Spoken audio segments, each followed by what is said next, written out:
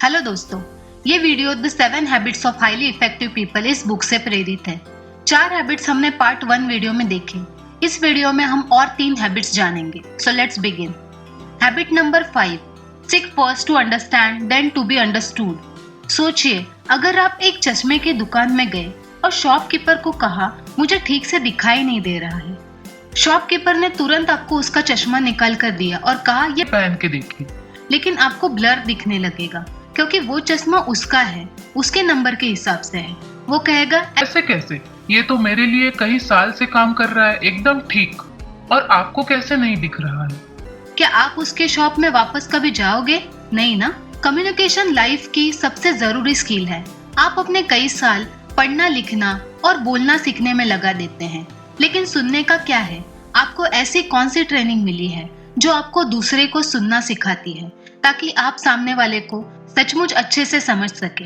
अगर आप ज्यादातर लोगों की तरह हैं, तो शायद आप भी पहले खुद अपनी बात समझाना चाहते होंगे, और ऐसा करने में आप दूसरे व्यक्ति को पूरी तरह इग्नोर कर देते होंगे।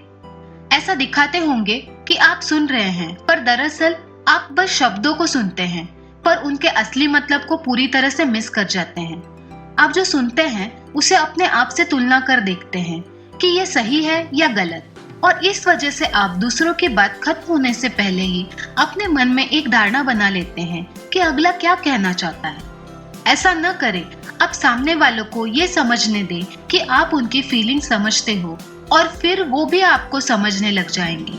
इसीलिए पहले दूसरों को समझो, फिर अपनी बात समझो।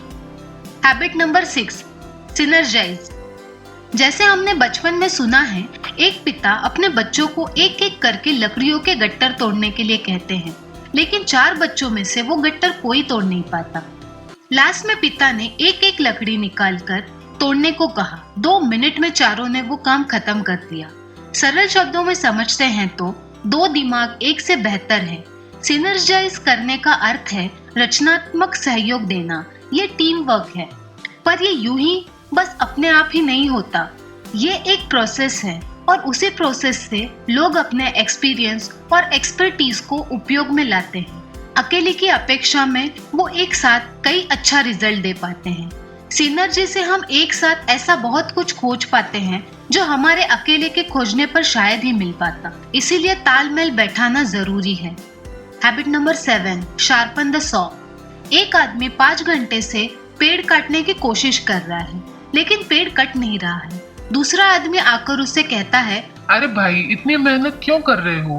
पेड़ नहीं कट रहा है तो थोड़ा टाइम रुक के आरी में धार लगवा लो। वो कहता है, नहीं, मेरे पास टाइम नहीं है। ये सुन के लगेगा, क्या ये स्टूपिडिटी नहीं है? लेकिन कई बार हम भी यही गलती करते हैं। शार्पन द सॉ का मतलब है अपने सबसे बड़ी संपत्ति यानी खुद को सुरक्षित रखना, जैसे फिजिकल, अच्छा खाना, व्यायाम करना, आराम करना, सोशल एंड इमोशनल, औरों के साथ सामाजिक और अर्थपूर्ण संबंध बनाना, मेंटल, बुक्स पढ़ना, कुछ नई चीजें सीखना और दूसरों को सिखाना, स्पिरिचुअल, प्रकृति के साथ समय बिताना, ध्यान करना, सेवा करना। आप जैसे जैसे हर एक क्षेत्र में खुद को सुधारेंगे, आप अपने जीवन में प्रगति और बदलाव लाएंगे। शार्पन द सॉ आपको फ्रेश रखता है ताकि आप बाकी के 6 हैबिट्स अच्छे से प्रैक्टिस कर सकें। ऐसा करने से आप चैलेंजेस फेस करने की अपनी क्षमता को बढ़ा लेते हैं।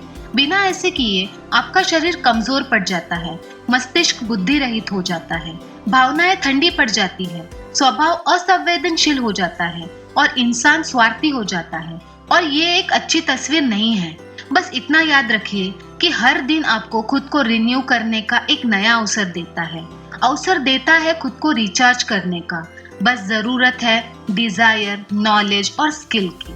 तो इस वीडियो में इतना ही रखते हैं। अगर हैबिट्स अच्छी लगी हो तो लाइक करें, शेयर करें ताकि दूसरों को भी ये हैबिट्स पता चले, और सब्सक्राइब करके बेल आइकन को प्रेस करें ताकि नेक्स्ट अपडेट आपको सबसे पहले मिले। तब तक के लिए have a good life. Thank you for watching.